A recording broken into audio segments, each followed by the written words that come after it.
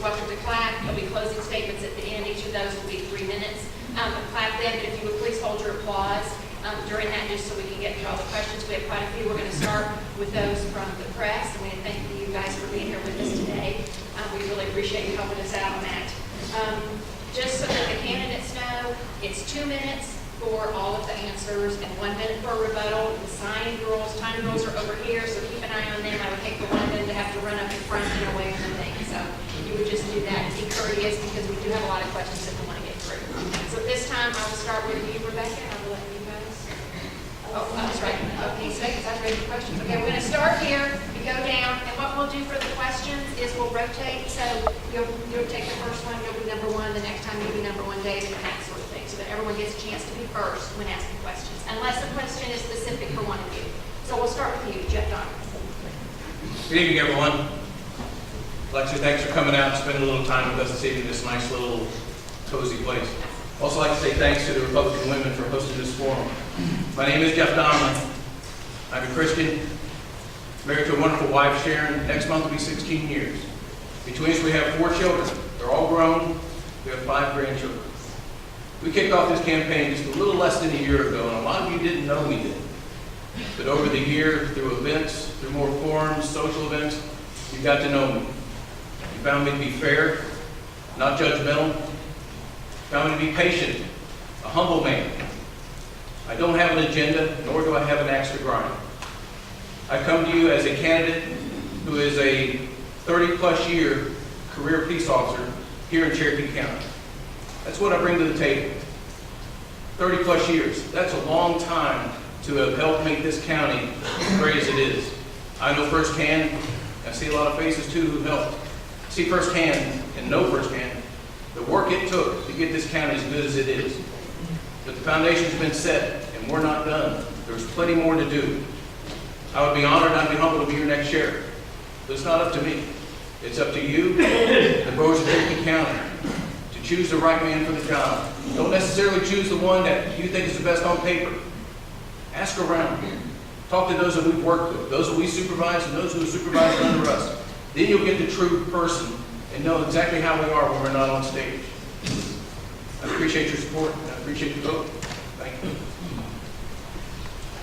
David Waters. My name is David Waters, and I too am a candidate for sheriff of Cherokee County in this year's election. I ran for sheriff in 2012 because I want to be your sheriff. I'm back again asking you for this position. I started my career in '78 in Cherokee County. I've been with a member with 3 sheriffs of Cherokee County: Newt Adams, Bo Ballard, and then John C., where I retired. I didn't retire, I resigned within 12 months of his administration. I went to work with the DA's office that covered both Cherokee and Forsyth counties, where we prosecuted felonies. I was assigned as an investigator with the Forsyth County District Attorney's Office. From there, I become a field ops commander with the Sheriff's Office of Forsyth County, where I finished up in 2013. I too am a Christian. I'm a lifelong resident of Cherokee County. I'm married to my wife, Brenda, for 10 years. We have 2 children, 2 grandchildren. I live in the Macedonia community. I've attended all supervision classes of POST, that's Georgia training, management, and executive management. I come to you with 2 national certifications, one being the Southern Police Institute of Louisville, Kentucky, and then the Animal Control Association of Nashville, Tennessee. And I too ask for your vote. Thank you. David. Frank Reynolds. Good evening, everybody. My name is Frank Reynolds. I appreciate you coming out. I see a lot of familiar faces. I think you might have been out at the debate, but I think we have a few more coming. But thank you for coming out. And my motivation for running for sheriff is service above self. I've prepared myself over the last 22 years. I got my education. I have a master's degree in public administration. I'm a graduate of the Georgia Law Enforcement Command College, the FBI National Academy, and I served the citizens of Cherokee County for over a decade before going overseas and working with the State Department's High Threat Protection Program. I did that for about 3.5 years. And when I came back, the sheriff of Pickens County, Sheriff Donnie Craig, asked me to come work for him as a senior commander overseeing all field operations, which included criminal investigations, uniform patrol, our school resource officers, K-9, and training. I'm married to my beautiful wife, Jennifer, who's on the front row. We have 3 wonderful kids. 2 of them go to public schools here. My wife is a teacher in Cherokee County, and I grew up here. So when I'm asking for, obviously, is your vote, but the sheriff's race is very important. And Sheriff Garrison has built a flagship agency over the last 24 years. My commitment to you is to ensure that that quality of service is provided for the years to come in the future, crimes that we don't even know about. The influx of population that's going to increase over the next 10 years. I'm prepared, I'm committed, and like I said before, service above self. I'm committed to serving you, citizens, and providing a service that is both wanted and needed here in Cherokee County. I ask for your vote. My name is Frank Reynolds. Ladies and gentlemen, I'm Chip McCarthy, and I'm also, like the plethora of everyone else, running for sheriff in Cherokee County. I've lived in Cherokee County since 1987. I moved up here with my wife. We've been married almost 30 years, just shy of it. We have 3 kids. 2 of them are already out of school and on their own. 1 of them is in middle school here, going through the public school system. My wife is a preschool teacher, been doing it almost 19 years. We're a member of St. Andrew Methodist Church and have been since 1989. I'm active in the youth program there. I've been on several of the councils and boards on that church and continue to do so today. I spent my law enforcement career, not just the last 5 years or 6 years, preparing for and actually leading a law enforcement agency. During my 36-year career, I became second in command at the Fulton County Police Department, which is a 310-person agency, very similar in size to Cherokee County Sheriff's Office.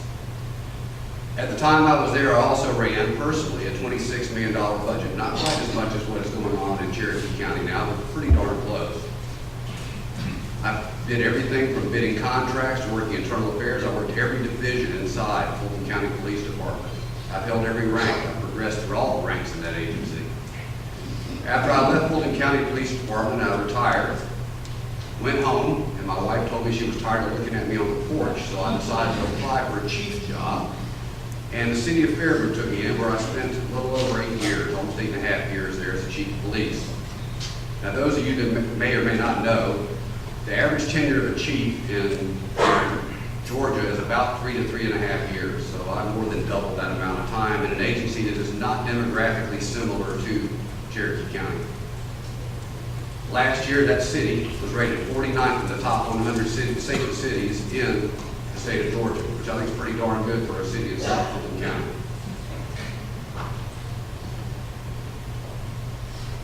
Unlike some of my competition, I am ready to lead today.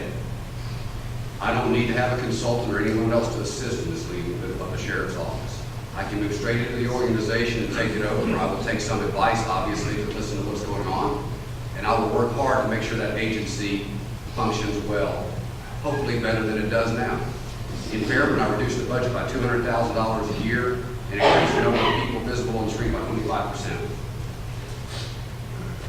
I'm the only candidate that brings relevant education, a master's degree, training, over 4,000 hours, and experience over 36 years in every rank through the chief of police to this forum tonight. I would appreciate your vote for Chip McCarthy. Thank you very much. And now I will turn it over to you. Let's go ahead and start with Deputy Waters. All right. Mr. Waters, as the population of the county increases, so does demand for services from the Sheriff's Department, and so also does the possibility of the crime rate increase. What are your specific plans to keep crime rates low in Cherokee, and what specific changes do you plan? It's a good question. Obviously, you're correct. Every time you have a population increase, so does the crime rate as well. One of the things that we're going to do different probably will be in community policing. We're going to do it a little different than what it's done here. We're going to go back to the roots of community policing. And what that means is we're going to go into neighborhoods. We're going to have neighborhood watch programs. And in subdivisions today, you will see signs that say neighborhood watch. And you'll see a sign with a bad guy, a circle, and a slash. But the problem is, I think we're failing at communicating with our people. So I have to show you how to lessen your opportunity in being victimized. Again, that's called community policing. I'll give you an example for everybody listening. When you buy a flat screen TV, and that flat screen TV comes in a small box, what do most people do with that box? Put it out at the curb with trash, your garbage. So does a bad guy see that. So we don't want you to do that. We want you to cut it up and put it in garbage bags. So to lessen, we want to stop crime with education.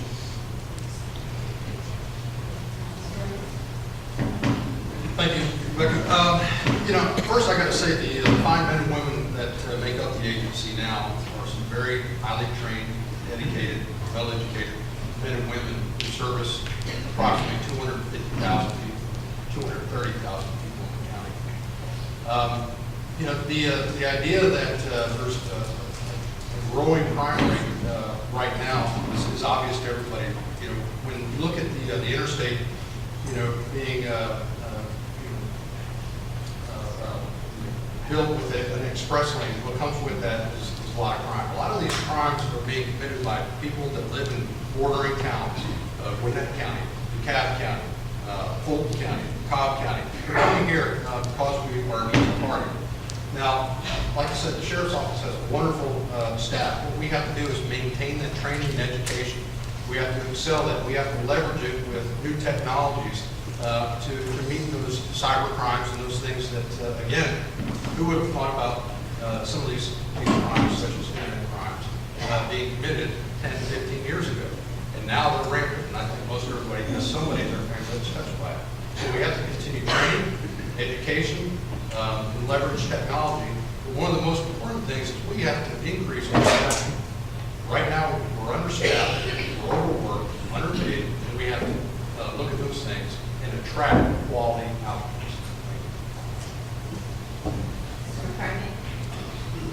The crime problem is coming this way, folks. I worked in Fulton County, in the area of North Fulton, watching the transition that occurred there, which is almost identical to what's occurring here. I've watched farms and fields and large tracts of land become apartment complexes, and I've watched them change to multifamily dwellings, etc. That kind of problem is heading to Cherokee County. There's a number of ways to reduce crime or attack crime and actually get ahead of it, because if you don't get ahead of it, you end up behind and lose. First thing we need to do is reduce turnover of the law enforcement officers in the Sheriff's Office. We've had 50% turnover in 5 years. That's too much. We need more visibility on the street by reducing turnover and by assigning these deputies automobiles to get them to drive around and be seen in your neighborhoods to help increase the visibility and give that perception of law enforcement in more places than they are now. I would assign beat officers or beat deputies to the areas they control, let them become the neighborhood captains in those areas, get them to meet the people in the area. Go out there and leave contact information on every person's door. Don't necessarily knock on the door, because if you knock on somebody's door, they begin to wonder why you're there. They think something may have happened to their family members. They think they may have a problem with the police or law enforcement. They may actually just think of some type of action. But I want them to know who their officer is, their deputy is, that's patrolling their neighborhoods. The other thing we need to do is track career criminals. The same people are doing the crimes over and over and over again in Cherokee County. They are coming from outside. I agree with Frank. That's where they're coming from. Some of them are in here as well. Drugs are part of the problem. But by tracking, knowing who they are, where they live, what kind of cars they drive, we can help address the problem and get ahead of it. So every time they go out there, they see one of those invisible vehicles driving up down the road. That's how I would attack crime coming up in Cherokee County. Thank you. Ladies and gentlemen, education is good. And having neighborhood watch programs and being vigilant and educating our public, all that is really good. But you know what? It's not getting the signal to the criminals.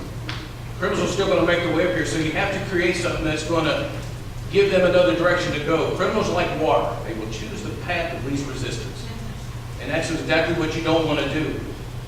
It's my opinion what we need to do is the judges, prosecutors, investigators, and the sheriff need to sit down and everybody get on the same sheet of music about how we're going to prosecute certain crimes, go after serious felonies, and let the message get out that Cherokee is not the place to come to commit crime. If you get passionate and get hard enough with it, the message will get out. In 2007, I was part of a financial crimes unit that was developed at the Sheriff's Office. And this started in January 2007. And we initially started and we put together a score of us and we thought, what are we going to do to battle this? And we decided the first 3 or 4 years, we're going to hammer away at every lead we can, and if we can put somebody in jail for identity fraud, credit card scam, whatever we could that was fraud related, we were going to do it. And we did that. And in 2010, some of you have heard the story, in 2010, we brought a couple guys up from Atlanta. We brought them in the interview room and we were interviewing them. And these guys were mad, and they were mad at the fact that they got arrested. They were mad because one of their cronies had given them the information to somebody that belonged in Cherokee County. They were mad about that. And they were emphatic, man, we don't come to Cherokee County. Y'all crazy. We stay out of Cherokee County. So the message had gotten out. And I always tell the guys, the bad guys, when you get out of jail, you get back home, you tell your friends, you tell your cronies, that when they come north on 75, they take that right fork on the 575, you've got 7 minutes to change your mind. Getting off at exit 7 and making 2 lefts will be the best decision you made all day. And if you decide not to, at least know where the jail is, because we'll leave a light on for you. Thank you.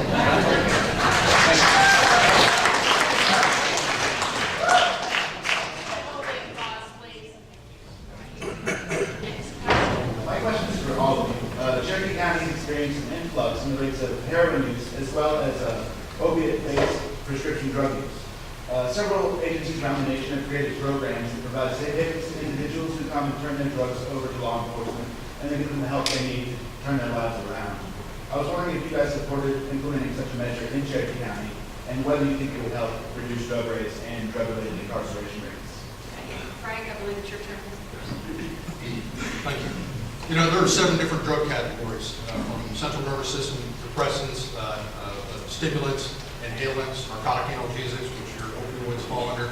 And so what I think we have, and I'm not downplaying heroin, I think we have an addiction issue in our country. And certainly heroin's on the forefront right now. And there's many different reasons why. It's unfortunate that somebody that, you know, started out with a back injury was prescribed prescription medication, and that becomes a habit, and then the medications run out, and then they're going and, you know, committing crimes and further their addiction. And this is just a repetitive thing, and so it became an economics issue, and heroin became cheaper. I think what we need to do is look at treating the person. There are accountability courts, and some of those are already here in Cherokee County, mental health courts and so forth. And what we need to do is look at it holistically and not compartmentalize the process. And throughout my career, I've seen it compartmentalized from the arresting officer to the prosecution to the probation or whatever. And what we need to do is look at ways to open the process there so we don't compartmentalize it and that person's right back into the same habit. So there are treatment programs such as accountability courts, and I'm very much in favor. One of the things we did in Pickens County is we had a drop box, an amnesty box that, you know, should you have something, extra prescriptions, those type of things, you could put those in there. Grandmother has, you know, some hydrocodone or something like that she doesn't want to leave in her cabinet, and she could put those in our drop box. In terms of, you know, safe havens, you know, there was a law that was passed recently that, again, if you call 911 and ask for help, that you'll get that help without fear of prosecution. So I'm in favor of those. Thank you. I'm in favor of anything that might reduce the amount of drug usage there is in Cherokee County or anywhere in the state. Part of the problem we have here is that some people are injured and end up having problems taking oxycodone or some of these other opiates. The problem is the recreational drug user goes into the mother or the father's medicine cabinet and picks up the oxycodone and becomes addicted to it. What's happening now is we're losing a lot of youth. A friend of mine's 27-year-old grandson died in his den one night from an overdose of heroin. Well, the problem we have right now is we're not addressing the oxycodone addiction by getting them off the oxycodone. Instead, we're locking it down, which is fine. So then they get addicted to heroin.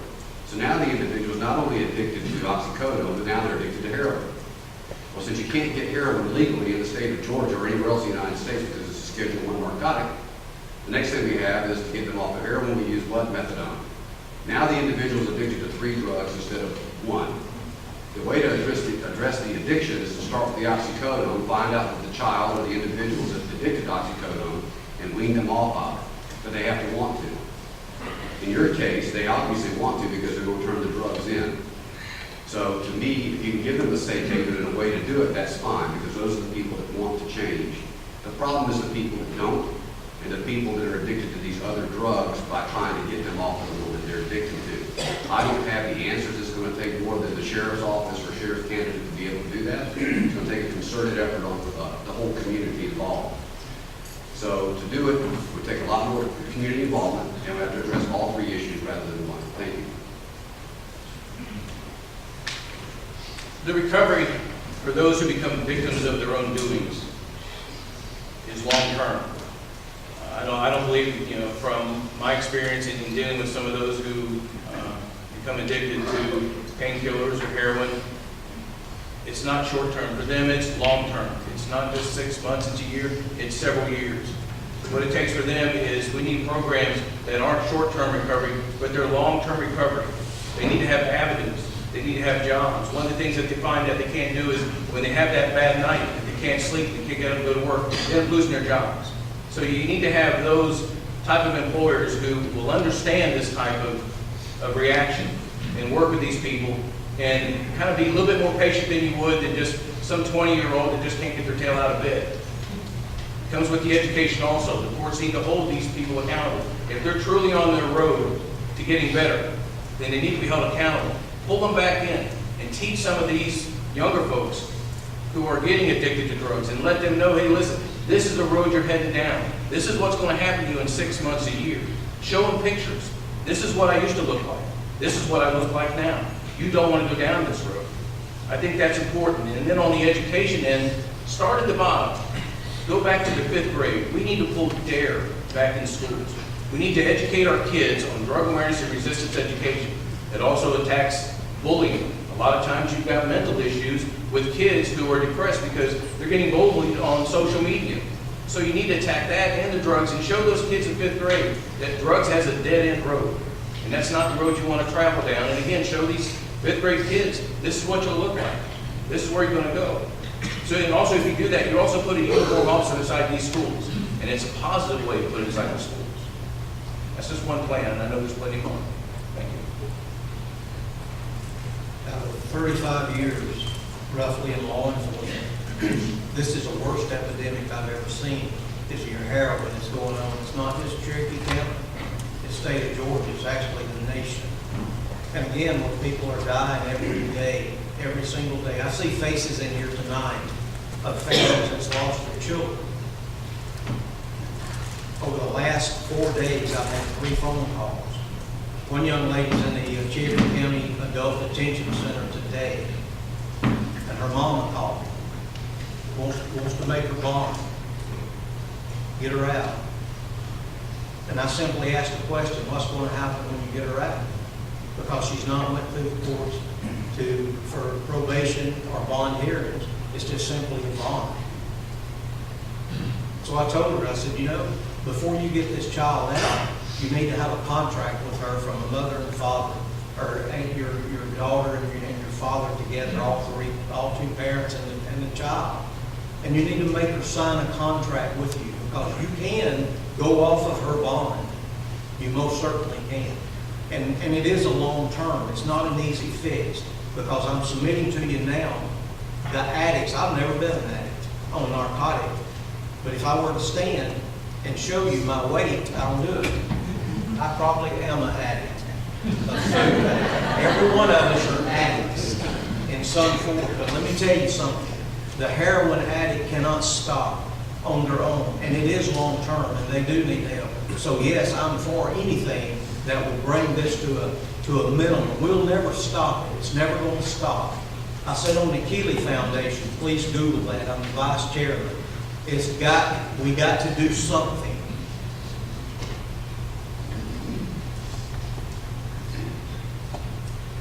I have a question concerning employment. Some of the current deputies have to be afraid for their jobs.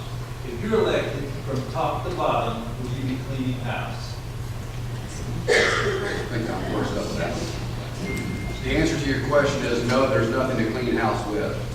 When I took over as chief of police for the city of Fairburn, I did not fire anyone. I did not bring in anyone from the outside. What I did is came in and evaluated the agency. If evaluated the personnel to find out where they worked, what their strong suits were, and what their weak suits were. There were some, however, that didn't belong in the agency because they did not meet the ideals of the agency. Community service, public awareness, the ability to communicate with people. Those people were allowed to either change their ways or leave. Most of them chose to leave. At that point, I was allowed to develop a program using the personnel inside my agency to come up with a group of cadre of officers, men and women, that were capable of doing the job and doing the job that we expected the way we wanted it done. The same thing needs to be done in Cherokee County. Somebody asked me a question about the chief deputy. I said, Joe Perkins does a fine job as far as I know. Obviously, I would evaluate that when I came in, but there's no reason to change it. To me, you look at what you have, you use the best of what you have, and keep the best of what you have, build on it from there. If there's a problem child or a problem group, then you deal with those individuals. Thank you. Ladies and gentlemen, I've been employed with the Sheriff's Office since 1987. Started under Sheriff Fowler. We had about 50 employees at that time. Through the Johnson administration and through Sheriff Harris' administration, we have grown to be a healthy and strong agency. We go through our trenches, we go through those battles that any agency does, where people feel that they're not pleased, that the job satisfaction maybe is just not for them, that maybe there's grass that's green on the other side. A lot of them use Cherokee as that stepping stone to go to something bigger. But would I clean house? Absolutely not. Many of these folks I have known for 15, 20, 25 years. I've grown up with them. We have trained together. I know their families. I know some of their kids. Some of their kids even grew up and came to work in the Sheriff's Office following them. These are good people. These are strong people. And Sheriff Pearson has built a great leadership plan to bring the next level on back in. And it's there for years to follow. These are well-trained officers. Some of them go off and they become leaders of other agencies. And that's just, it's just a pat on the back to the training that the folks in Cherokee County get. We are a highly trained agency and we're very efficient. Could we be better? Absolutely, we can always be better. We just need to take that bar and just move it up just a little bit higher. And that's what I plan on doing. But we've got some good folks here. Give them a lot of credit, more credit than what they've been given.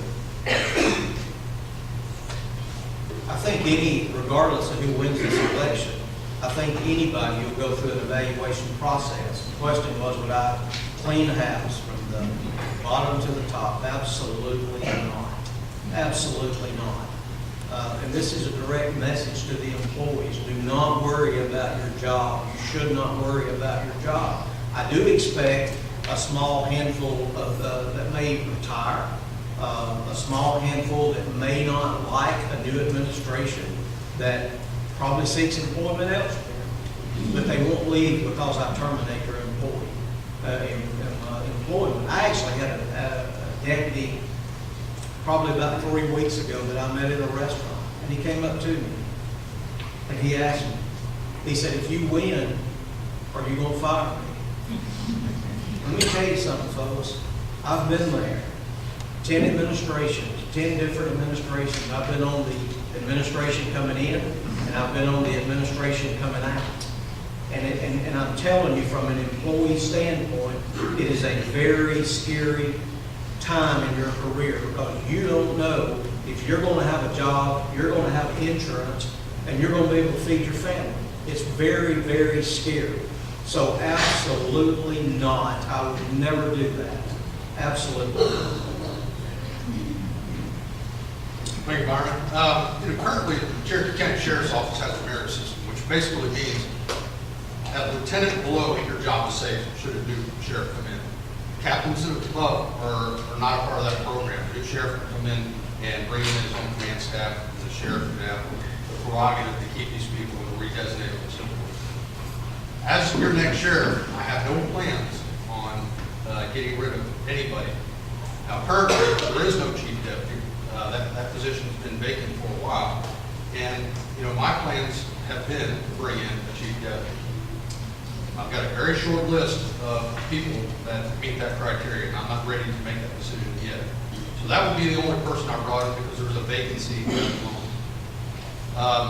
The men and women in the Sheriff's Office have built this agency along with Sheriff Roger Garrison over the last 24 years.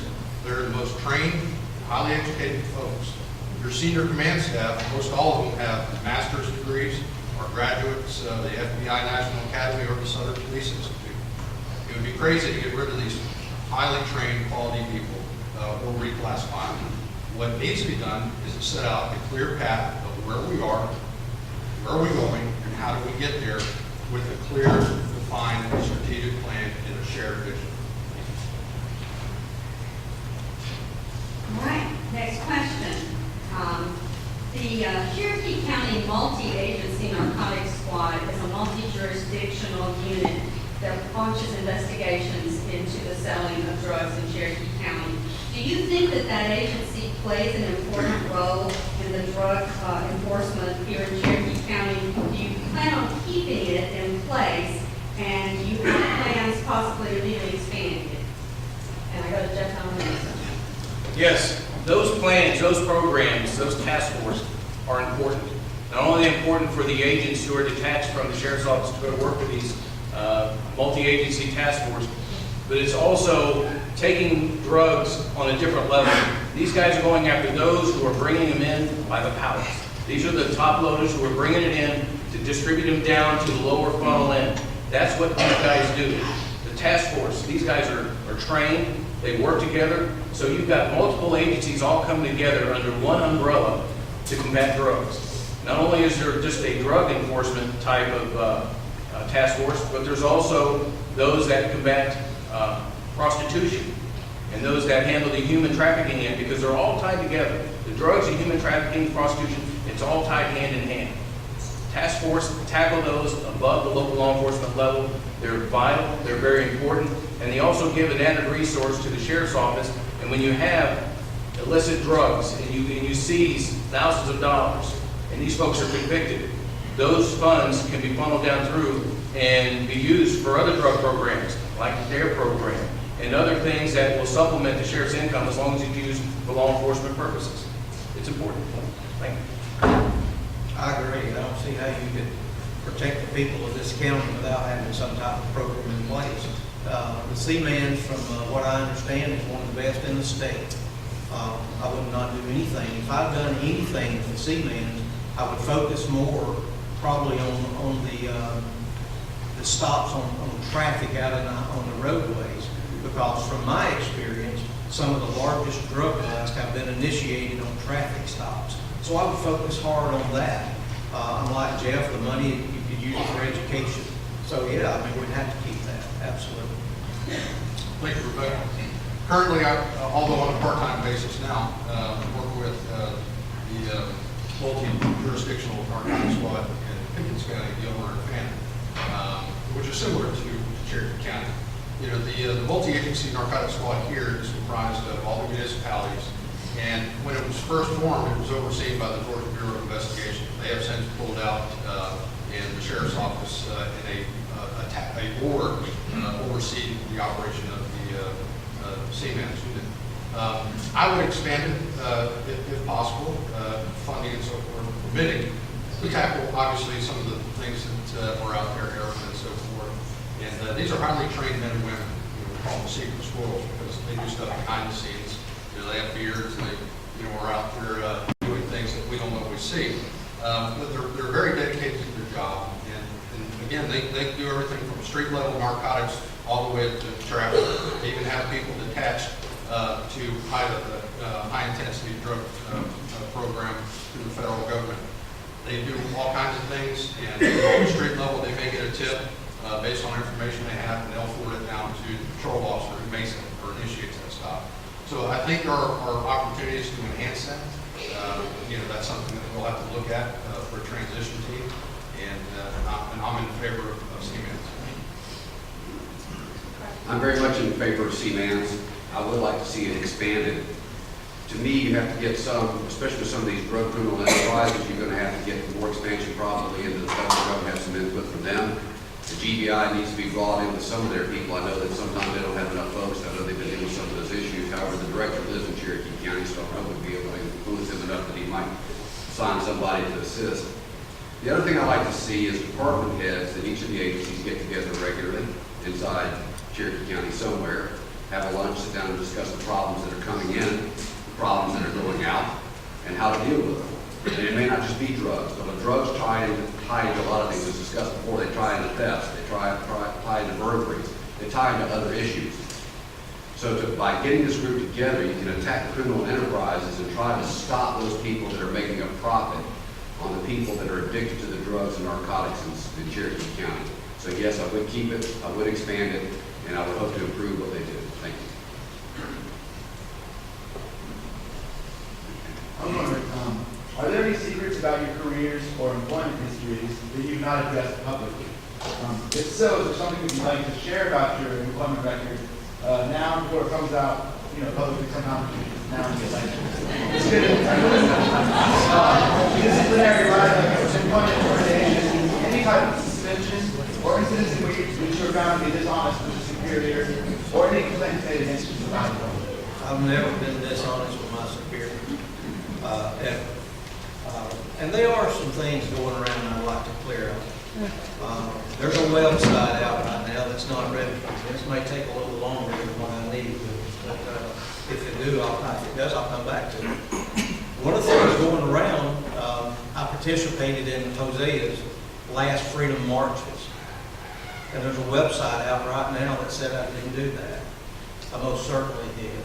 I also helped negotiate a guy in South Forsyth High School. He took his homeroom hostage, about 40 people. This website said it didn't happen, and I submitted people need to do their homework. It most certainly did.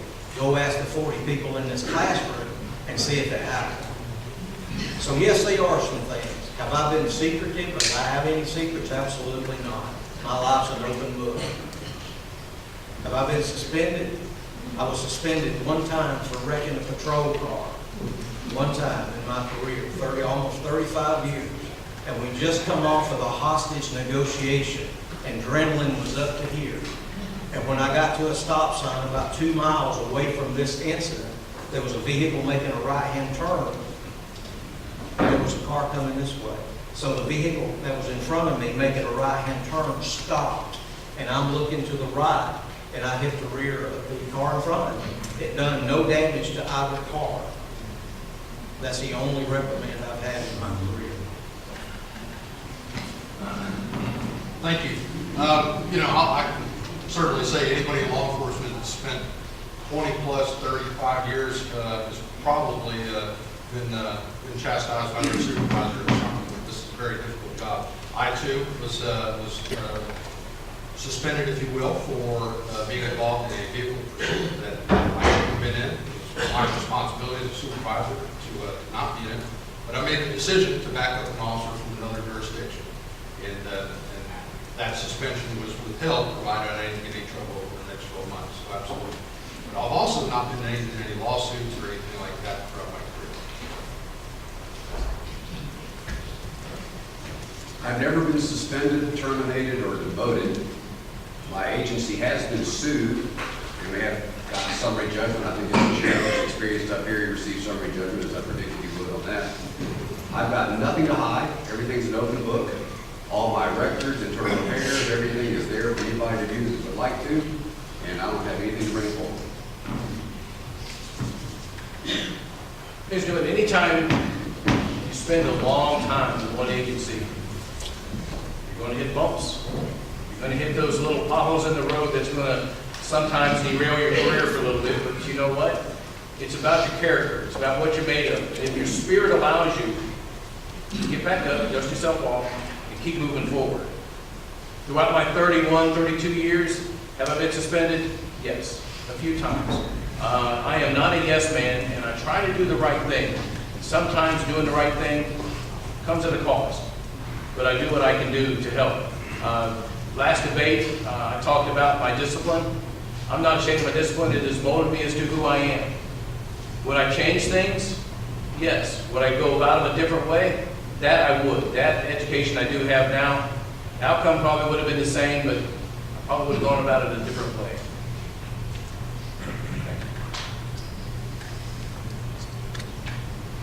There's been a lot of talk about the bill that would give the Cherokee County Marshal's Office arrest powers.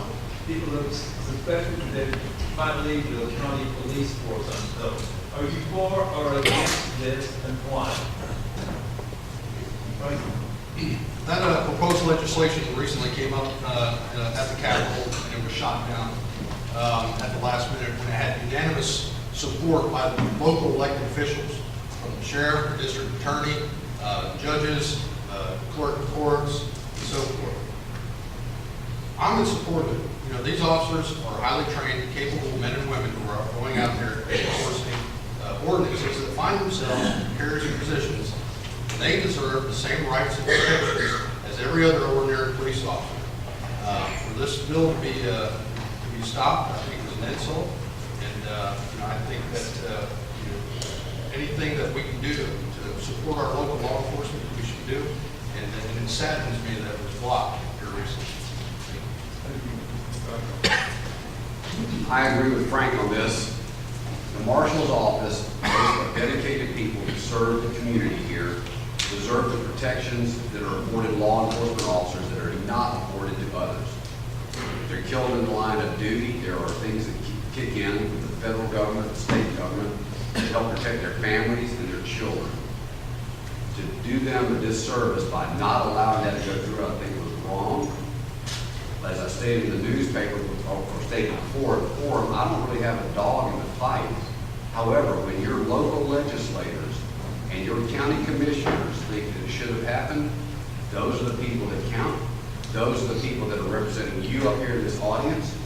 Those are the people that you hold accountable, and if they say it should have gone through and no resistance was offered other than a couple of people later on, I think it should have passed.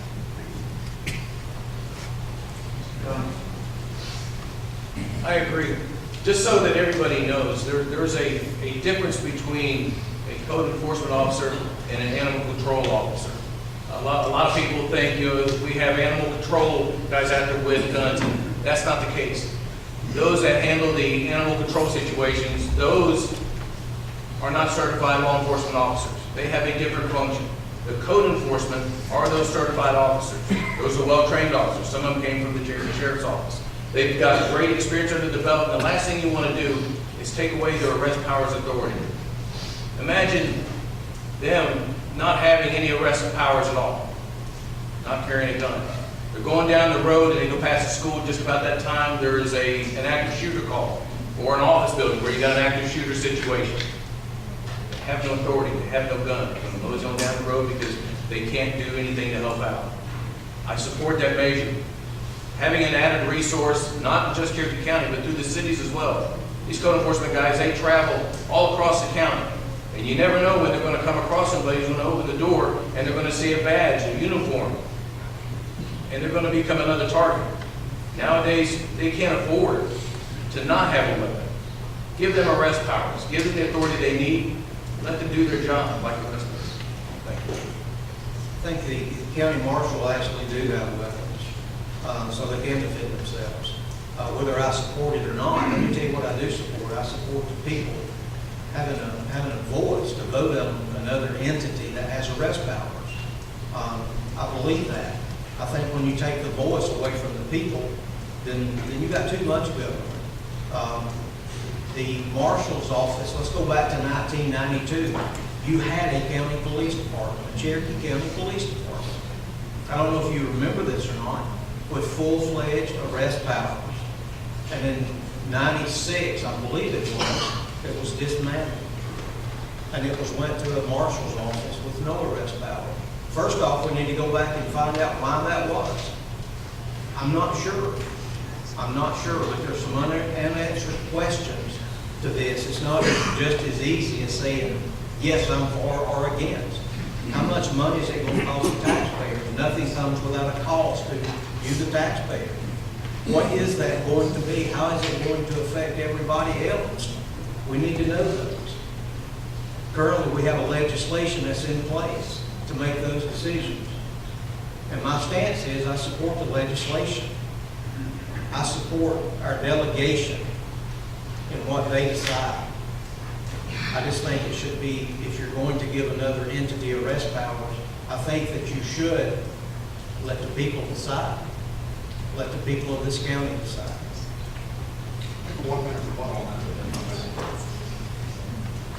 The Marshal's office does a fabulous job providing a service without duplication of services.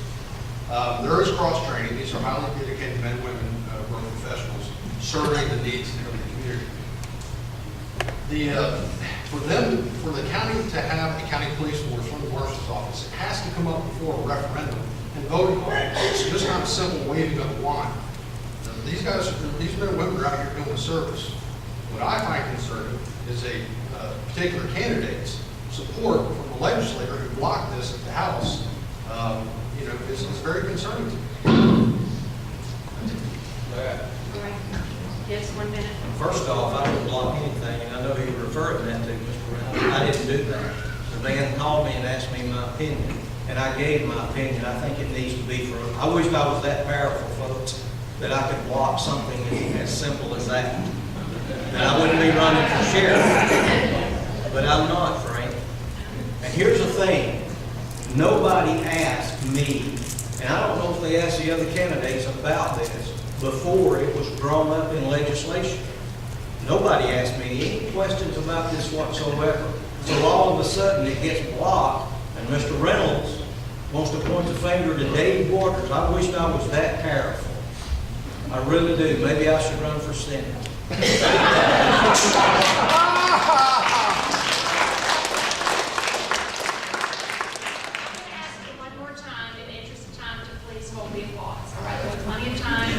Person has their closing statement, there'll be a chance to applaud each of them, but in the interest, please hold your applause. Thank you. Did anyone else need to rebut that?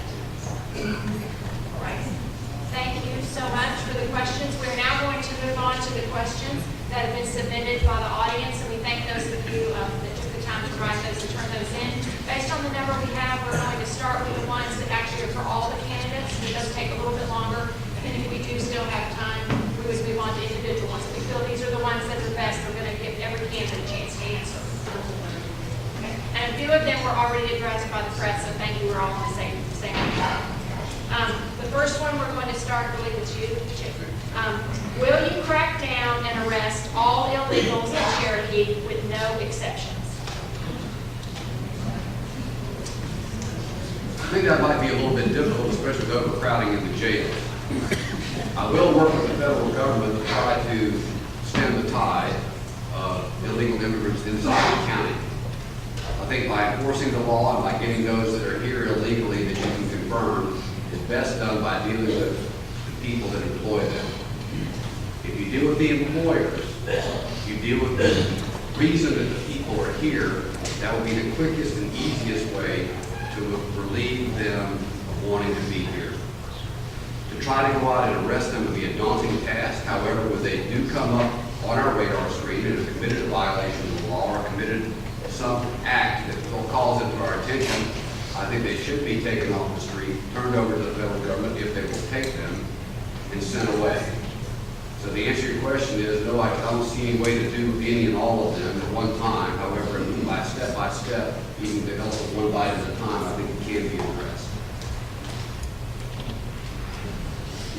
There's a program, it's called 287G. I think the Sheriff's Office at one time entertained the thought about joining that program. I believe there are 6 counties in North Metro Atlanta that are involved in the 287G, and what that involves is any time that there is a legal alien who is arrested for a felony offense, there is a team that is involved with each one of those agencies with the 287G that starts a process to deport those folks who have committed felony offenses. If you try and lock up every illegal in Cherokee County and put them in our jail, I'm telling you, there's not enough room, and you can't. You have to, when you have immigration failures, the way that our country has failed us in the leadership, you have to kind of pick your battles and do what you can do. Those who are convicted and arrested for felonies, you start the process. But the others, trust the system. Let them post bond, give them court dates, let them get back to work, do what they have to do. As far as those employers who employ illegals, county contracts state that they have to go through the E-Verify. I'm sure through the code enforcement that they could go around to these job sites and verify that all these folks have been cleared through the E-Verify system and that they're not just a cover and an umbrella of a number of employees who have been cleared, but bring some underneath and work those through. That doesn't need to happen. They need to go out and verify each one of those on those job sites to make sure that they clear the system. And if not, then you cancel them off that county contract. What you're going to do is you're going to compel them that when you bring your people into the county to do work, they need to be legal. And if they're illegal, you're not going to get the jobs in Cherokee. I agree. I think the detention center probably is about 600 right now, from all indications that I'm getting. That's a lot of people in your jail. That's a lot of tax money to us. So the question is, are we going to arrest every single illegal? We don't have places to put these people. There's no place to put them unless you want to spend more money building on the addition on our jail. Sheriff Garrison is standing right here. He's the very one that can tell you how expensive that is. So I think the question becomes, when we do arrest them, what do we do with them? Do we go to the court? Do we go to the courts? Do we go to the judges and get them out as quickly as possible? I agree with Chip. We need to go back out to the businesses that employ illegals. We need to start education there. But the answer to your question is absolutely no. You can't arrest every single one and house them in the county jail. It's more than just that. You know, I agree we have an illegal immigration problem here in Cherokee County and abroad. You know, this is not necessarily something that law enforcement can address on a local level. There are federal constitutional rights for everybody. These are the same rights as you as citizens to keep the police from just coming up and give you your papers, please. So, you know, we have a responsibility to treat everybody that's here under the Constitution, and we can't just go up to people and say, give me your papers or give me your fingerprint. There's a process, and we're forbidden from doing that. But there is an opportunity when these people are incarcerated that we do the e-verify and we notify ICE. But it's up to the federal government to deport these folks, and that's where we have an issue. So what we need to do is find us a good president that's willing to support these things. But I'm telling you, if it could be done, it would be done. But it can't be done solely on a local level. It takes more than that, and or else it would be a violation of your constitutional rights and theirs. If they're here in the United States, you know, they're afforded the same constitutional rights as you as a citizen. Thank you. The next question? Okay. The next one, we're going to start with Jeff Donnelly on the next one. Honesty is a trait that defines good leadership. Do you consider yourself to be an honest person, a person of integrity? If so, would you ever make incorrect or false statements about your opponent or any other candidate running for an office? No. It's about as simple as I can do it. A man is based on his word. If you stand on your word and you're honest and you're forthright, then you have nothing to worry about. You have nothing to change. You don't have to change the dynamics of a story or a statement you made. You are known by your integrity.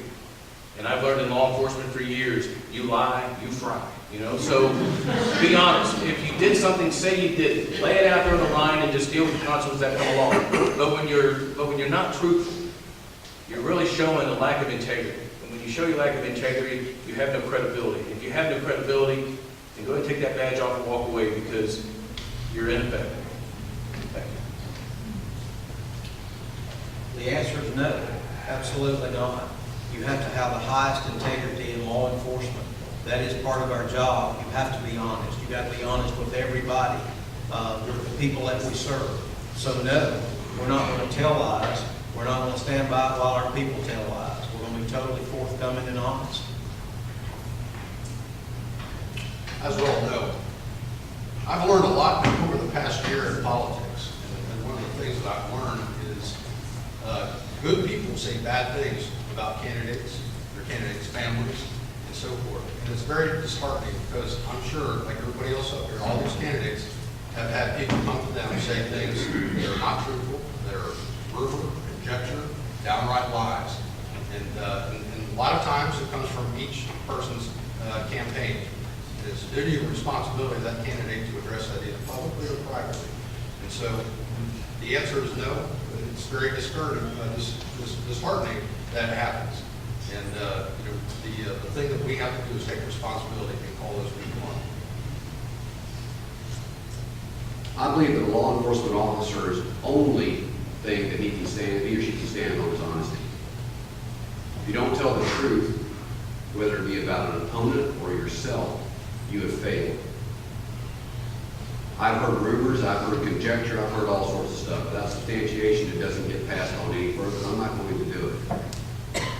But the other part of that equation is the candidate who may shade what they've done or what they haven't done and put it on their websites or put it on other people's websites. That can be a problem. Openness and honesty is the only way to go. If you go and look at my website, you'll find that everything on it is absolutely true. I haven't shaded anything to positive by any far stretch. As a matter of fact, I've underpromised and overperformed. I expect the same thing out of these folks. The only person I've ever fired in my law enforcement agency was for lying. That gets you fired quicker than anything else. Like he was talking about, people that do a job and get suspended, they're going to have problems because they're doing their job. If they're sitting on their phone in the coffee shop, they're not going to get in trouble. If they're doing their job, they'll run into problems. But you got to be honest about it. You got to tell the truth. Without truthfulness, you're no good in court. You're no good at home. You have to have your wife, your kids. You have to be honest with them. And that goes throughout the whole thing, whether it's in a campaign or in your law enforcement career. Thank you. Thank you. Next question, we'll start with David Waters. This is a two-part question. How valuable do you feel constant training and certifications are when choosing a sheriff? And the second part, how many hours of training do you have? First off, valuable, very valuable. Training, every candidate should have a lot of training. Most of the training is in administrative. You should have that. You should have a lot of training in administration, budgeting, supervision, management. Over the years, when we talk about training, if you look at the years back when you only had a small handful of people, deputies, employees, the sheriffs could not send you out and receive a lot of training. You couldn't do that. You couldn't afford to do that. Not until lately when we got. So my training, I think I've got, I don't know the exact number.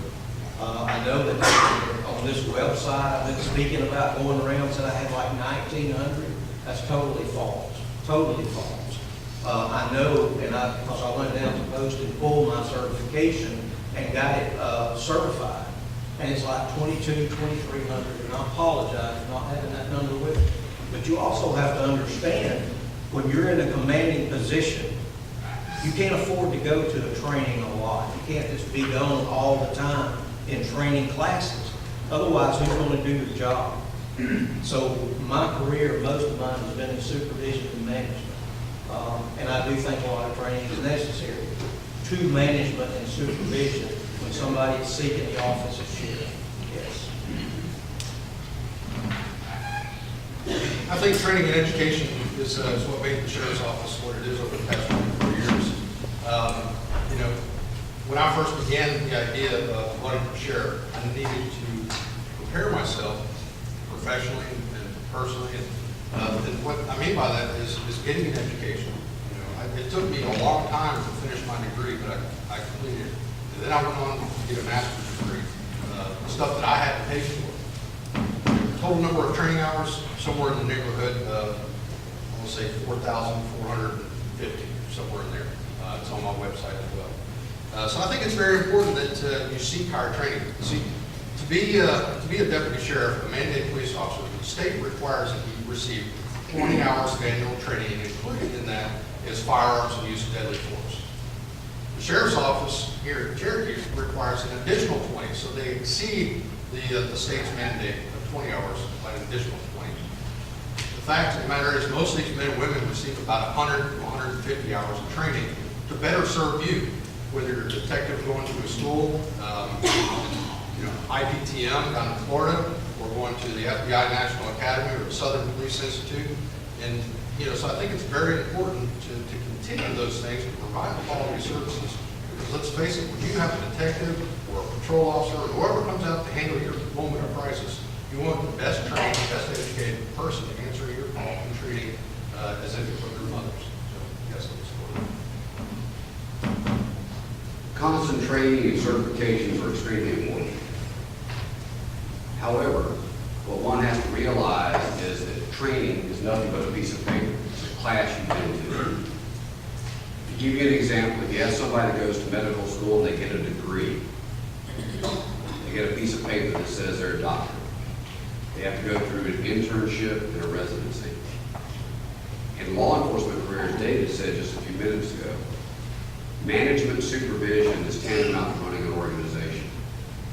If you don't have the experience to go with that piece of paper, you are going to be unable to perform the job. You have to have the experience taking that stuff that you've learned in class, that piece of paper that you have, and applying it to the real world. Because contrary to popular belief, what you learn in school is not always the answer. There's other things that crop up. There are other pieces, little nuances that go into it. So you can go to school, and I've got over 4,000 hours. Of course, I only went back to 1982, and I started in 1979, so I don't know how many I had those 3 years before, but it was over 600 hours. The fact is, the number of hours doesn't mean anything. You don't have the right number of hours and the right things, especially to lead an agency, then you're spinning your wheels. If you want to go out and find out what advanced report writing is to get a certificate, that's great. But when I read reports, I'm looking for the details, trying to find out what the problems are with it, find out what crimes are committed. You have to take the time to use the information that you've learned and apply it. Thank you. Ladies and gentlemen, I agree with Chip. A piece of paper is good. The training you get is good. But if it doesn't soak in, and if you can't share it with somebody, then it's not helping anybody at all. I come from over 30 years of law enforcement experience, and I was an active field training officer, well over 13 active years in uniform patrol. And I've had many troops come through my phase of training. Many of them asked me, "What college did you go to?" I said, "I didn't." And they said, "Well, everything that you're teaching me is what I've learned in my criminal justice degree." And I said, "I learned it here on the streets, pal. I learned it out here working. So I could probably teach a course in criminal justice as to what to look for in a crime scene and how to treat people and what to look for and what you do when you get a little funny feeling in the back of your neck. I can teach that, but I don't. I've skilled my training towards my field of where I was working. Did I know I was going to run for sheriff in 2016? No, I did not. But here I am. I had no idea where my path and my career was going to take me. But I have done my career very well. I've trained my troops very well.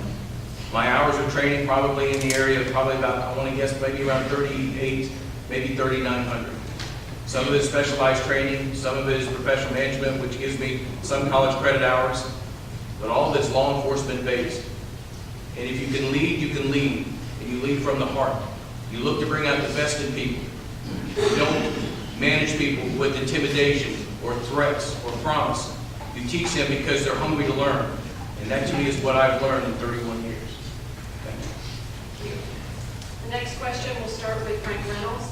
Do you believe the Cherokee County School District should have its own police force? If yes, why? And if no, why? I've had an opportunity to spend some time with the Cherokee County School Police. They're very trained, very dedicated men and women who have a lot of experience. They don't take just the average person in there. I think they currently operate with about 16 folks, and they have a chief of police. They're mandated peace officers. They travel from school to school, and so I do believe that they should have their own police force, as not to tax the burden onto the sheriff's office. I don't want a rookie police officer in the school setting or during regular school hours if they're not suited and have an aptitude for that. There are opportunities, I think, to strengthen that relationship with the Board of Education, with the chair, and to see where things can be enhanced or create a pilot program. Currently the sheriff's office participates in training with multiple agencies. The school resource officers who are involved in that training. I just went through an instructor course for active shooter at Freedom Elementary, a 40-hour course in a coordinated effort between the sheriff's office, municipalities, the district attorney's office, and school police. These are very highly trained men and women. And I think anything we can do to foster those relationships. And let's face it, I'm all concerned. I've got 2 little kids that go to school, and my wife's a teacher. I'm concerned about their safety. But I think there are opportunities to increase that visibility and partner with the existing police department. And I don't think that we should have to take it over. The short answer is I agree with Frank. I don't think there's any reason to take over that agency. I think they do a fine job. I have a 13-year-old in middle school right now, and I've dealt with the school resource officers there. They're very professional. They know what's going on. They have an inside track. Their priorities are a little different than ours are. Bill, number of you seen the video where they call a law enforcement officer in to deal with the young lady who's being obstinate in her chair, and he treats her like a criminal, yanking her out of the chair and incarcerating her. It looks bad, and of course a lot of police work doesn't look good. But the problem is, a school resource officer has a different set of priorities. They know how to deal with these children, they know what problems they're dealing with, they usually know their parents, if they're a problem child. They know how to deal with the issues. The sheriff's office needs to be out here handling the major issues. They need to be able to supplement that group as the need arises and get into the schools and be able to deal with those people on a one-on-one basis. To me, the key to this is knowing those school resource officers personally, knowing how they deal with things, knowing what they're dealing with when they go in there. Because if you have a preconceived notion of who you're dealing with, you know how they're going to handle it, you can trust their judgment. So the short answer is I don't think the sheriff's office belongs in schools as a resource officer. One of the best moves Cherokee County ever did was allow the school system to create a school police force. I remember back in the middle 80s, in Etowah, you had Cherokee High. Those were the only two high schools. Each officer was assigned to each school. Neither officer had any road experience, had any real life police work-related training at all. That was then. What Chief Kissel has done is he has built him a great team. I know a lot of the school police officers work with them, work part-time jobs with them. These folks know their job. Some of them came from the sheriff's office. One of them is a homicide investigator, the other one, she handled crimes against children. What they also do is not just school police functions, they also act as mentors. Several of those have come to work for the sheriff's office, and during their mentoring program, they have come up and have worked hand in hand with some of these school police officers. And they get a grasp as to what they're in for when they get to the real world and come to work for either the police department or the sheriff's office. This has really helped these kids out, and it's really helped them grow. So the force that they have is very effective, very thorough, and I support it 100%. I also agree that the schools should have their own police, and we've had that for a number of years. There's a difference between a campus police and an SRO. SRO is your school resource officers program, and it's entirely different from the information that I'm getting. The SRO, or excuse me, the campus police pretty much patrol the parking lots, the school grounds, and the hallways of the schools. The campus police has no jurisdiction on your roadway. A lot of you guys probably don't know this, but that's one of the reasons that we have civilian crossing guards, because the campus police has no jurisdiction to go outside and work that traffic.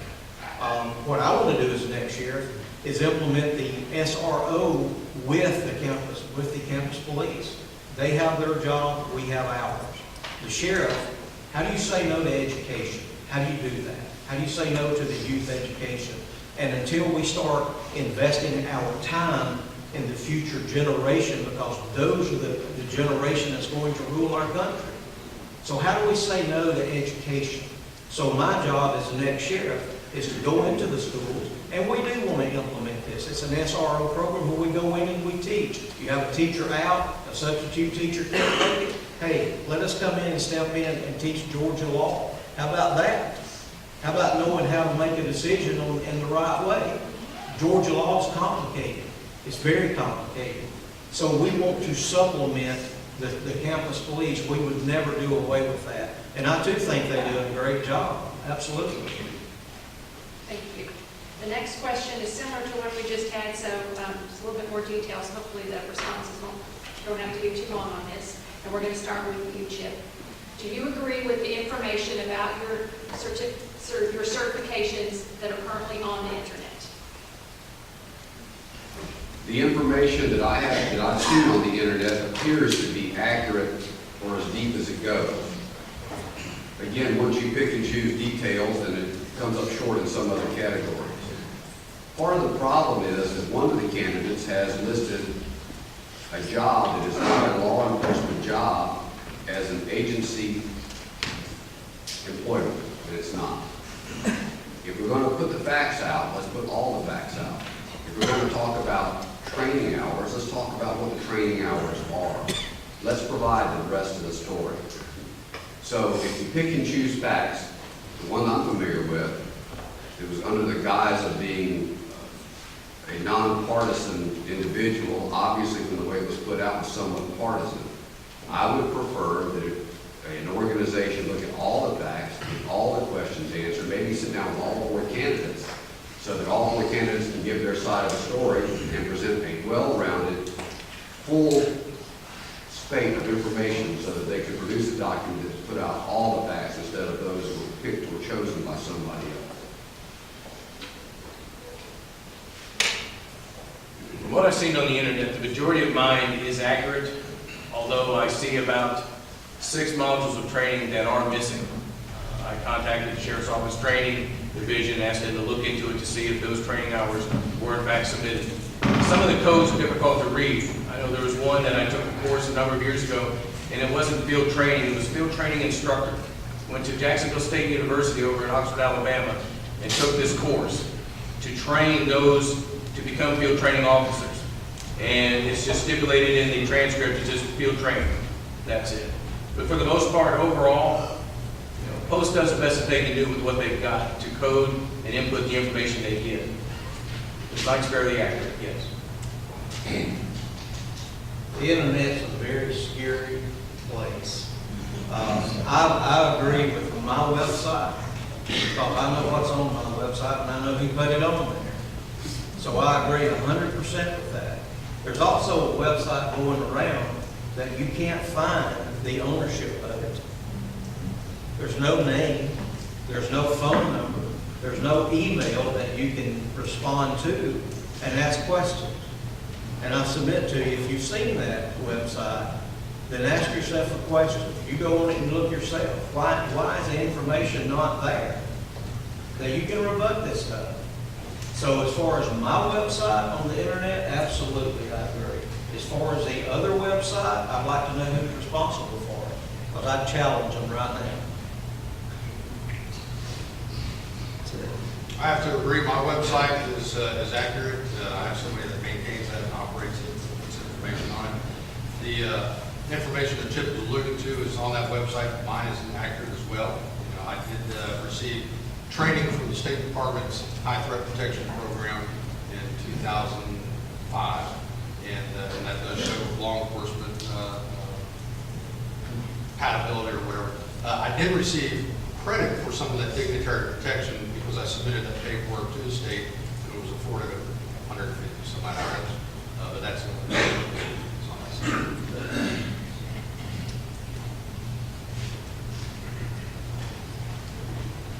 Next, we're going with Jeff Donnelly. Start. Does the department have physical fitness requirements? If not, will you implement one? We do have a physical agility course that you have to take. I believe it is a 2-minute course. It's just a basic physical agility where you run a little bit, climb up and over a wall, go through a window, go up and down stairs, run down a hill, pick up a dummy weighs about 125 pounds, and drag it about 50 feet. Throughout the course of the year, we have what's called a 43-hour. And during that course, you have your defensive tactics. And we don't have a physical training during that week, but there are courses that we take throughout that week that make you aware that you need to increase your physical agility, that you need to work a little bit more on your cardio, and it brings it to light. Now, slowly but surely, the Sheriff's Office is trying to bring in more of a plan to build in a physical fitness throughout the year, making it with part of the 32-hour in-service training. Do I support that? Yes.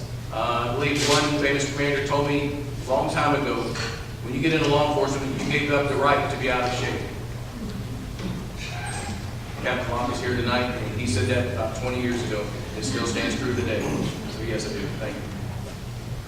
I do as well. I think the Sheriff's Office now has a physical agility test before you become employed with the Sheriff's Office. So absolutely, I do agree with it, and we continue, yes. I believe so. I mean, as all these guys say, there are physical fitness standards, minimum qualification standards when you're employed, but there's no continuation with that.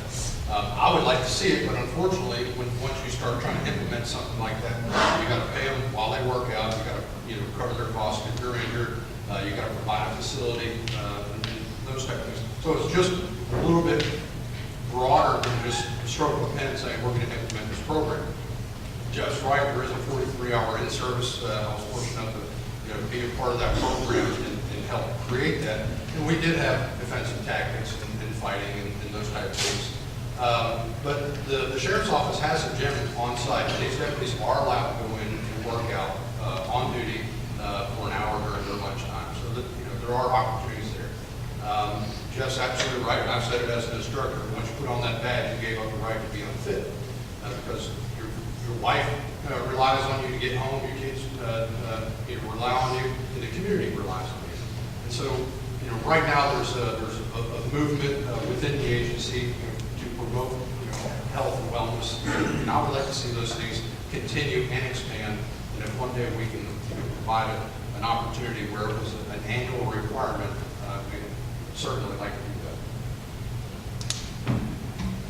I agree that physical fitness requirements originally getting into the agency are mandated. It's been that way for a long time. Everything that we do has to be law enforcement related. The problem becomes what the minimum job standards are for somebody that's in law enforcement. Getting out of the car, dragging people, this kind of thing. If you can prove to the federal courts that the minimums are met by you requiring the training, then you can do that. If, however, you institute a training program that goes above that, you've got to prove to someone somewhere that that training is germane to the job. I think that voluntary physical fitness goals would be a way to go. I agree. Part of the problem is they do get injured when they're working out. However, I think that deputies should be allowed to work out while they're on duty, provided that time allows that to occur. I know that SWAT and some of the other special operations units are able to do that as part of their regular job. I think by giving them time to train, by giving them time to work out, working on the whole fitness aspect, diets, etc., is the way to go. That way you've got people that are actually changing their whole lifestyle. So if you can do that, to include self-defense and other things that are required for the job, I think you can justify it and expand that program to hopefully make your group much more physically fit. Thank you. The next question, and we'll start with you, David. Have you paid someone to put up your signs on their property? Pay somebody to put it on. Have you paid someone to put up your signs on their property? You know what, we have probably 150 4x8 signs. We probably got 130 3x4s, and I have no clue of the yard signs. Not to my awareness, not to my knowledge. And if somebody in my campaign has, I need to know that, but not to my knowledge. No, I can't afford it. Never but No, I've never paid anybody, and it's hard enough to get permission to do it, but I always seek that prior to doing it as well. I would be embarrassed. No. The next one, and we're going to start with Frank Reynolds. The existing sheriff has and will have served 24 years. Do you believe the financial books should be audited for a fresh start? And will you spearhead the audit? Absolutely. I think anytime you have an organizational change, you need to audit a few things. You need to audit the money, you need to audit evidence, and you need to look for areas of improvement. So, and that's, in my opinion, a no-brainer. Anybody that's come in, regardless of the organization, whether it's the sheriff's office. I've done it, did it with the Holly Springs Police Department. They asked a representative a couple years ago to come down, and I wanted to know what it was all about, so I went down there. So anytime you can provide complete transparency, and anytime you have an organizational change, you need to have those checks and balances. So I absolutely agree. One of the first things. Working with the city I worked with prior to retiring here recently, we did an audit every other year. I think it needs to be done regardless of who the sheriff is. I think it needs to be done more often than it's done now. And I think that accountability needs to be done where everybody can see it, where everybody can put it out for everybody to see. I think it needs to be brought out to the public. Part of the problem right now is the sheriff's organization is a little bit closed, and I think the overall sheriff's agencies in the state of Georgia have made it. The problem is, as an elected official, you almost have to volunteer to have it done. I would gladly do it, and I would welcome it, and preferably from someone totally outside the agency, and probably outside of law enforcement, somebody that's a CPA or otherwise, who can come in and actually analyze the book. I agree with Chip. I would bring full transparency, bring it forefront, not involve anybody within Cherokee County, and get an independent outside source, whether it be in conjunction with the GBI or somebody else. So that way you can clearly say that nothing was done, that full transparency was carried out, and that all of the monies are accounted for, all the evidence is accounted for. You can come forward with a clean slate. So that way you can put the taxpayers at rest, I could be more at rest, and the people on my command staff can be at ease that we're starting at zero, and let's move forward. I would as well. I think an audit would be necessary. I don't know of any administration coming into any law enforcement agency that did not do an audit. The difference between, I think, Chip and Jeff and myself, I probably wouldn't do an outside audit. I would do a GBI. I would bring the GBI in to do that. Because if you do an outside audit, somebody's got to pay that. And I don't want to be accused of paying somebody to get a false number of the agency. So I would have the GBI come in and do it. And it would not be a cost to the taxpayers. Thank you. The next question, and we'll start with you, Chip. This is a two-part question, but they go together. What are your plans for community policing under your administration? And what are your top 3 priorities for your administration? Community policing starts with the deputies that are on the street. I want the deputies out of the cars. I want them out from behind the computers. I want them in the neighborhoods. I touched on this earlier on. I like to see them in the neighborhoods, handing their cards out, let people know who they are. As I stated in a prior forum, first time you see a deputy or a police officer behind you should know, or see one is not behind you with blue lights on. I want them out there to see what's going on. I want them to introduce themselves. But likewise, I want the people in these neighborhoods and these businesses to feel comfortable coming out and talking to them. I don't want them to feel like it's an adversarial relationship. I want the deputies dressed as if they're law enforcement officers, not military, so the public can feel comfortable with them. My 3 priorities are to reduce turnover, to increase visibility, and to improve public relations with law enforcement. We're fighting a battle now that starts from the federal government and the president's White House, and it's given in the media almost every day. Our deputies and officers out here do a thankless job. They do it well, and they have millions of contacts every year. Millions. The few incidents that are bad, they put all over the media and make everybody get painted with the same broad brush. By allowing this community policing and getting things to go forward, I think we will improve that and take the teeth out of the tiger that is the false media that's out there against law enforcement. Thank you.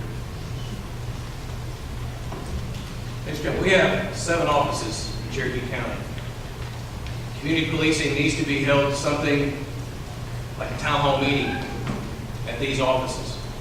Everybody pretty much knows where the precinct is, and you can't address just one county issue. The problems going on in Ball Ground are going to be different than Hickory Flat, Woodstock, Clayton, Oak Grove. Different problems, different situations, different concerns of everybody else.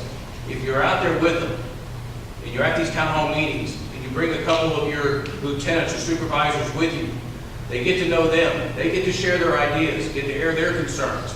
And everybody comes up with ideas and solutions because everybody brings value. You just have to be open to hear it. And if you listen to their ideas, their concerns, then maybe you can collectively come up with a game plan to attack each one of those. This needs to be done not just once a year, twice a year, but it needs to be done at least maybe every other month or so. Would it be good for the sheriff to attend those? Absolutely. It's important. My top 3, what I want to do is, first of all, is reestablish consistency within the agency. Build that trust back up with the people that are under the sheriff's office. Right now, there's a lot of chaos. There's a lot of concern. There's a lot of job scare. You need to build that trust back up and let them know that you're here for the long haul. Build that consistency. And make my mission clear to them and let them see what steps I'm going to go through to make Cherokee County just that much better. Reestablish the agency as a whole and get everybody back on the same mission. Thank you. I also touched on community policing. Community policing is a vital part of law enforcement in today's society right now. Society and law enforcement has such a huge gap, and it's not society's fault. It's law enforcement's fault for allowing this gap to continue to spread. We are all society. All of us represent society, but it's more our fault because this is such spread a gap that's unbelievable right now. So we got to get it back. Our people don't trust law enforcement anymore. They're losing trust. And when you start your community policing, it'll bring back everything. So let's talk about your neighborhood watch programs. Your sheriff, as your next sheriff, that's one of the things we're going to do, and I touched on it a minute ago.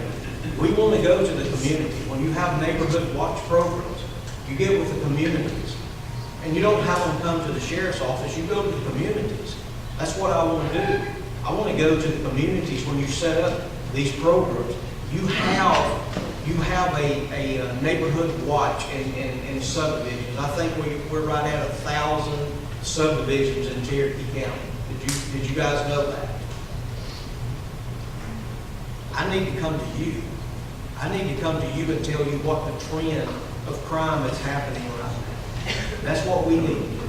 We need to teach you how to lessen your opportunity to become victimized. That's my job. You want to cut crime? You bring it back to the people. You give the people a voice in this. What would you want to see from your next sheriff? Do you want to see a sheriff sitting in his office and you having to go to him? Or do you rather see the sheriff coming to you in the neighborhoods? That's where it's at. We got to come back to that. The three things that I would do is, number one, heroin. You have a huge epidemic of heroin right now, ODs. That means people are dying. From the numbers that we've received, I'm going to finish. From the numbers that we've received, you have 89. I'm going to quit. I'll finish that. I'm sorry.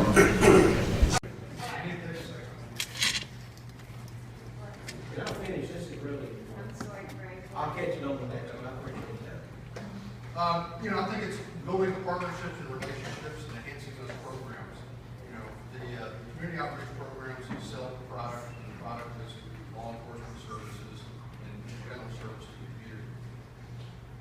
Like the other guys, I want to enhance community watch or business watch programs, get out there and be visible, have more visibility with the citizens. And I'm sure all these guys up here have learned a lot over the past several months getting out and knocking on doors and hearing the voices of the citizens. And it's really, one of those things that once you get out there and you start talking to these people, you really hear their concerns. And, I find that fascinating that so many people really they have no clue what the sheriff's office does. So one of the programs I want to create here at the sheriff's office, and it's programs that are done throughout the United States, is the first Sheriff's Academy. And that allows you as a citizen to come in and participate in a program where you see the sheriff's office in its entirety. About an 8-week program. You come twice a night, a couple hours a night. You ride with patrol, you go out, you learn about criminal investigation, you learn about the courthouse, you learn about the jail, and all those things. Because a lot of people really don't understand the function of the sheriff and the duties, the constitutional duties apply to them. So obviously, those are very important programs. 3 important things, I agree. We got to address the heroin epidemic here in Cherokee County. I think we're all committed to that. One of the other things I want to do is look at employer retention. We've got employees that are getting trained and leaving to go to other agencies and work on that staff. And again, the community outreach programs are very important. And now we have our last question, and this will be a little bit of a challenge because the answer should be 1 sentence. Okay, but don't forget, you still have the 3 minutes to do your closing statement. So we're going to start with you, Jeff Donnelly. And in 1 sentence, why should we vote for you? care very deeply about Cherokee County and keeping Cherokee moving forward.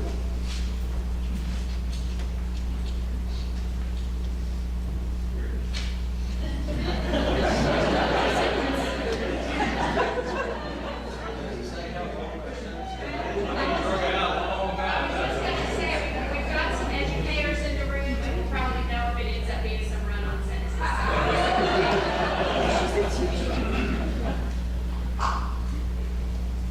I have the heart to serve. I came to you in 2012 because I want to be your sheriff. I'm knocking on your door again.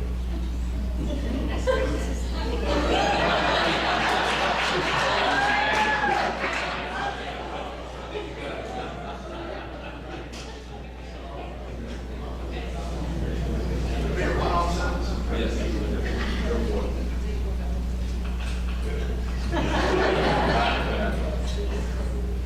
feel that I'm the only sheriff's candidate that has the training, the education, command experience, and the community involvement.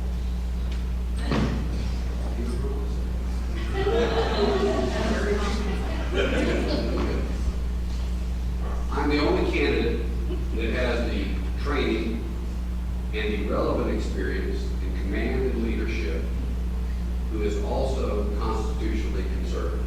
Thank you.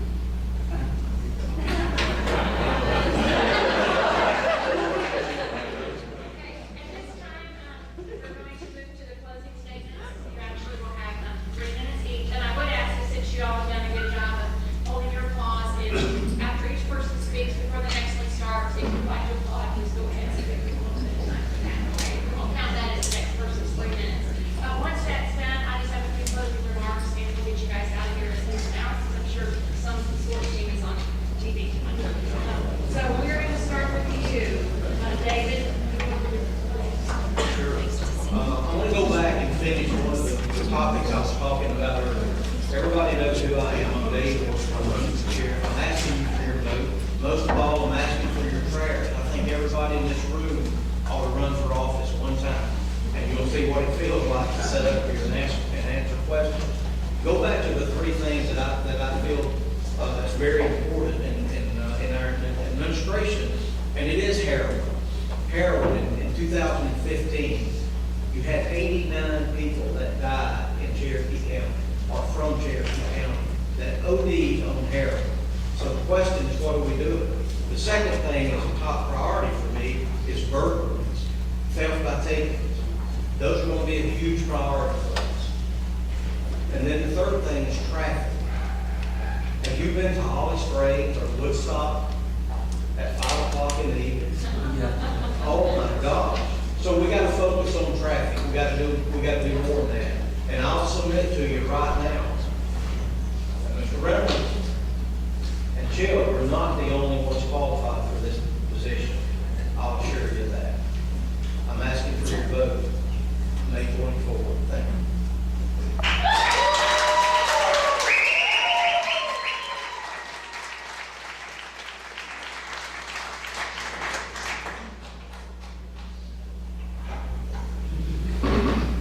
Well, let me say thank you for the opportunity to address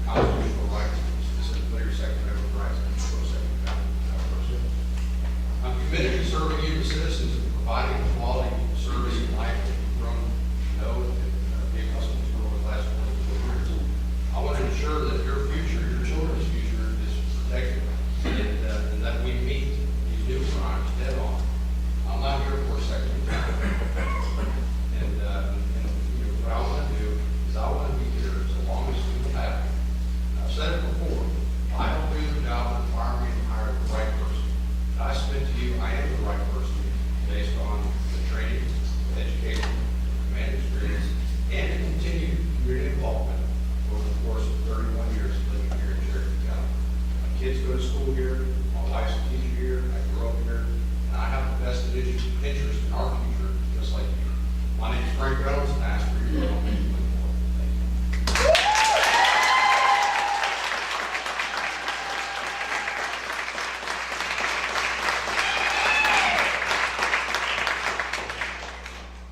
Okay, as stated at the beginning of all this, I'm Chip McCarthy, and yes, I want your vote for sheriff.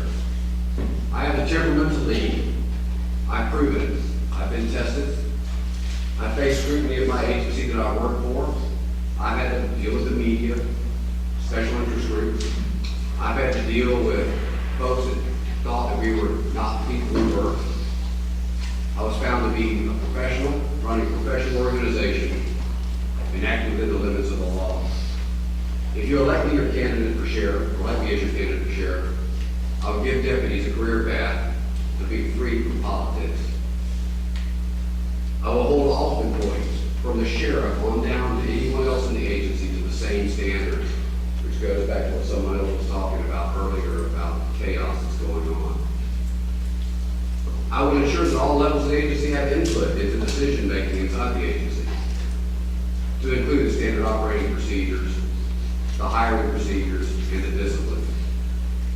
As discussed earlier, if you want the doctor who not only has the training, but also the experience, that has performed the operations numerous times, then I'm the candidate for sheriff you should vote for.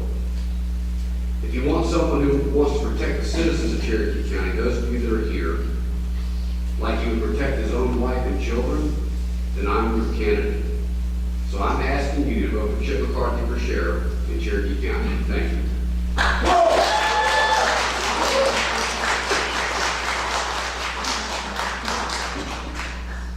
Ladies and gentlemen, thanks for coming out today. I know your tail ends are none. I know they are. I sat there the last couple of weeks.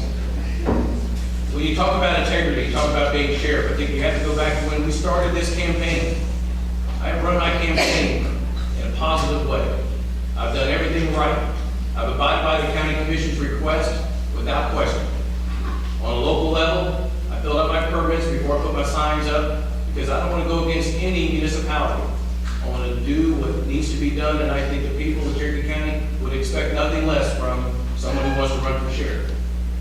Now, I do have a little bit of college hours. I don't have a master's degree, nor have I spent 3 months at Quantico or Louisville to get those certifications. But please keep in mind, years ago, when the voters of Cherokee County elected Roger Garrison as their sheriff, he didn't have a master's degree.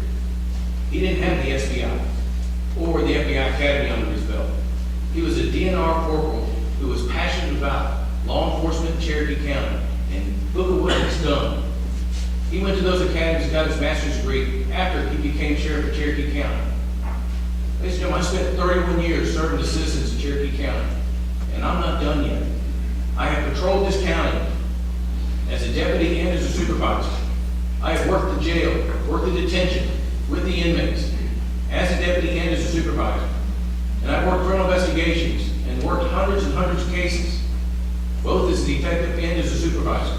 I know this county. I know the element of the county. I know where you can go during the daytime and enjoy yourself on a nice afternoon, and I know where you don't want your kids to be when the sun goes down. And as sheriff, I think that's important. I am here for you, and I am not done yet. I'm Jeff Dollar, running for sheriff. God bless Cherokee County, and God bless you in the state. Thank you.